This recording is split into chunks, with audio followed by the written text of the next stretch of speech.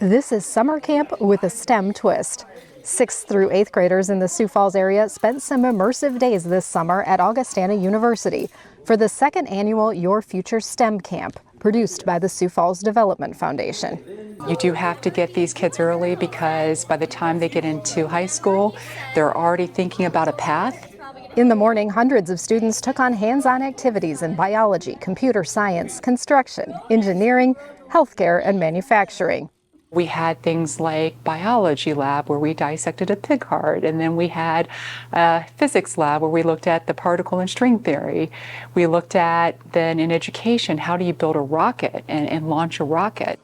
The afternoons connected students with employers who brought more hands-on experiences. Computer science and coding projects, and then chemical and mechanical engineering and those kind of things. There's a critical workforce need in a lot of healthcare professions, so the more we can get that exposure out there at a young and even younger age, the better. For healthcare activities, students engaged in project-based learning around the human body and brain, along with learning about technology used in the field today. We never really know which experience might stick with them, what kind of gets into their head and gets them thinking, oh, I want to know more about that. And so I always enjoy working with students, middle schoolers, as squirrely as they can be, bring a lot of life and energy. And so we're just always happy when we can show them a little bit more about what's out there in healthcare. Other companies immersed the students in everything from software to biotech. First, we did Scratch programming. Scratch is a block-based programming language that is really easy intro. Anyone with no previous software engineering experience can do it. And we also introduced them to HoloLens, which is an augmented reality headset. Today we were doing an experiment with just separating of oil and water and some solids that are mixed in there. We use tools like a colander, coffee filter, like some pipettes and syringes. And I think it's a pretty basic experiment that there's more than one way to solve. And I think kind of living in that engineering or applied science world, it's just kind of a fun way to see how kids in this age group can problem solve. It's all designed to spark an interest in students needed to fill in-demand occupations. Our current demand for STEM workers is really high. If you look at just the next 5 years, you're looking at double digits for healthcare and construction and manufacturing. Then you look at the broader context of what's happening in the life sciences and the biosciences, and you can see that that's just going to compound an already high level of demand. I'm hoping they went home and told their parents and their family members and their siblings as well, or their friends, about the experience, and hopefully it's just a ripple effect and gets other people's kind of wheels turning of what might be out there for their future too.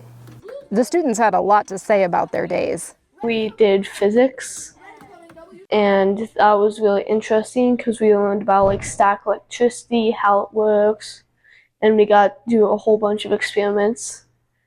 And then we did anatomy, where we looked at the human body. That was really fun. They also got to tour a range of businesses, from Avera to Amazon. We got to see these like robots that were taking packages and putting them down these chutes, and they were sending them off to a different building, a different facility that would be like farther away, where they would ship all of the boxes and all the stuff that you would need to like your neighborhood and stuff like this, things you see around your neighborhood. Technology is advancing every day. And also learned that that it takes lots of people and lots of work to upkeep the warehouse. And it was very different than I thought it'd be. From the kids' standpoint, we heard, you know what, I don't have to be a CEO. I don't have to be an engineer. I can be somebody that does this or somebody does this. So it gives them a range of options for them to then say, okay, I know I want to work with my hands. I know I want to be in construction. Maybe I might want to be a civil engineer, but if I don't want to be a civil engineer, maybe I could be the drone operator. So we heard a lot of that during the week from these kids.